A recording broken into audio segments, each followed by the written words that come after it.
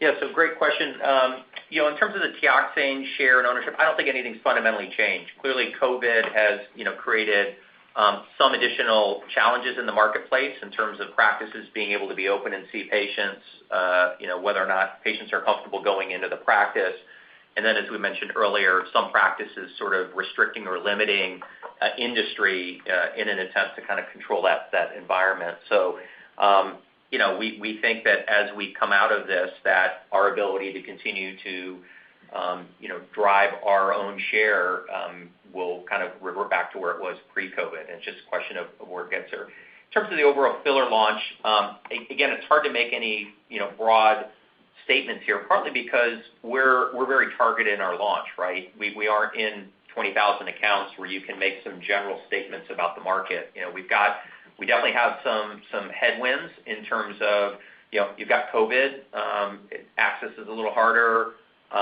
You've got some, quarter-over-quarter seasonality that's different, Q4 being big, Q1 being sort of the lowest quarter.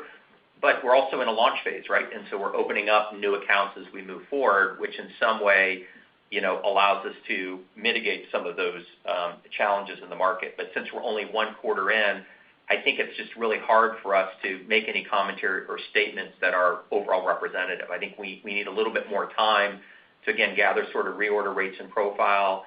Again, we're very committed to this strategy of being targeted versus just trying to open up any account. We continue to think it's the right strategy. So, Jacob, as we have a little bit more color and clarity into this, we'll certainly be sharing some of that.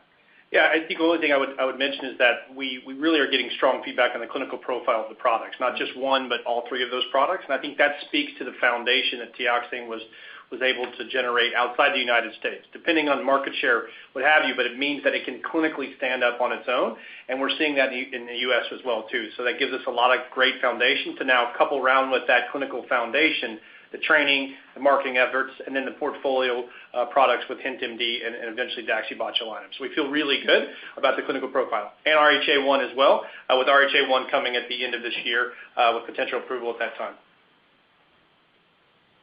Thanks, guys. Thanks, Jacob. Your next question is from Tim Lugo from William Blair. Your line is open. Thanks for taking the questions. And maybe just one housekeeping question before another filler question. For ULS, you mentioned the $620 million global opportunity in 2020. How much of that is in the U.S., not global? And do you know a growth rate for that? Tim, Dustin, I don't have the breakdown. Majority of it's typically in the United States. I don't have the specific breakdown. And the growth rate, we talked about it growing to about $1 billion in time, but I'll get you the specifics as a follow-up. Okay, no problem. Thank you for that. And just going back kind of broadly to your filler launch, it's obviously a premium product, and you're being targeted in your launch. But can you give us an idea of the type of discounting you're seeing? Is this more aggressive because a new premium product is being launched into the market, or is this the kind of everyday discounting you're seeing from tertiary market players? And then are you also seeing spillover into discounting of neurotoxins? I know you obviously don't have Daxi in the market yet, but I'm just wondering how these market dynamics might change once Daxi is approved. It's a good question. I think from the discounting perspective, the competitive landscape in this environment is pretty entrenched, large competitors that kind of have a strategy that they've put in place, and they kind of put it to play. So you're seeing large amounts of coupons and combination treatments being launched in the fourth quarter, as you typically would see from some of the large players. You're also seeing the same thing around individual new product launches around consumer coupon and really trying to drive that patient into the practice via couponing. So I haven't seen it change dramatically with the entrant.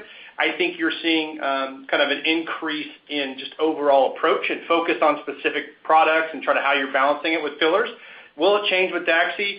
Time will tell. I think the unique thing about Daxi is it's not as price dependent because it provides something to both the consumer and the provider that no other product in the space has.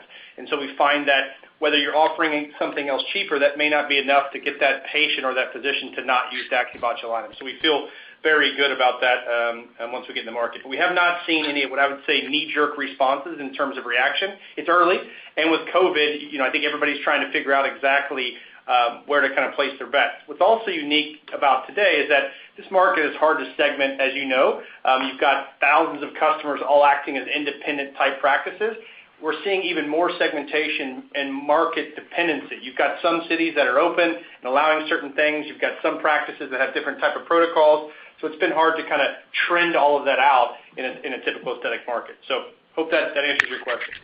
It does. Thank you. Your next question is from Serge Bellinger from Needham & Company. Your line is open. Hi, good afternoon. Just a couple questions for me. First one for Tobin. Can you just go through some of the push and pulls behind the OpEx guidance for this year? And then secondly, I believe muscle movement disorders make up about 40 to 45% of the overall therapeutics potential neuromodulators. How much does cervical dystonia and ULS cover of that piece of the pie? And then lastly, I think earlier this month, the FDA scheduled an AdCom to discuss the risk and benefits of dermal fillers. Just wondering if you'll be presenting there, and maybe what are your thoughts on what the FDA wants to accomplish with this AdCom? Thank you. Hey, Serge, this is Toby. Thanks for the questions. With regards to the push-pulls on OpEx,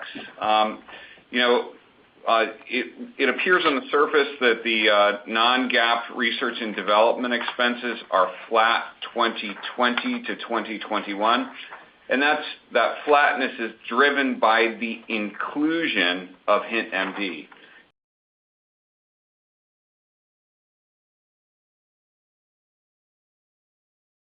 Activity. If you recollect, we had 7 clinical trials in the year 2020, and now we're running 2 clinical trials in 2021.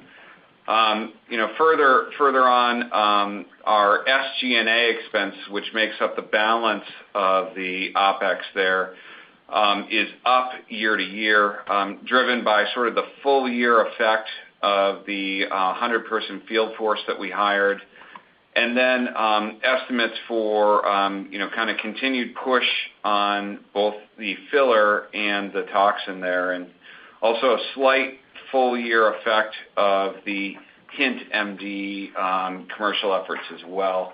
That's sort of the high level pushes and pulls on OpEx. So the next question was on the breakdown. I think we have stated here is that the combination of total spasticity was $620 million and going to $1 billion by 2025. For the breakdown, these are kind of hard markets to break down, being that our orphan diseases and others that are hard to parse out. So we can follow back up with those specifics. And then your last one on the AdCom, we're not planning to participate in that. Got it. Okay. Thank you. There are no more questions at this time, and we'll touch base with H.C. Wainwright and Mizuho offline. I would now like to turn the conference back to you, Mark. Great. Thank you, operator. In the coming months, we plan to virtually attend the Cowen, Barclays, and Needham Healthcare conferences.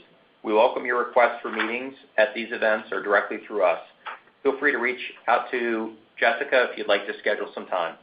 With that, I would like to thank all of you for participating in today's call. Ladies and gentlemen, this concludes today's conference call. Thank you for your participation. Have a wonderful day.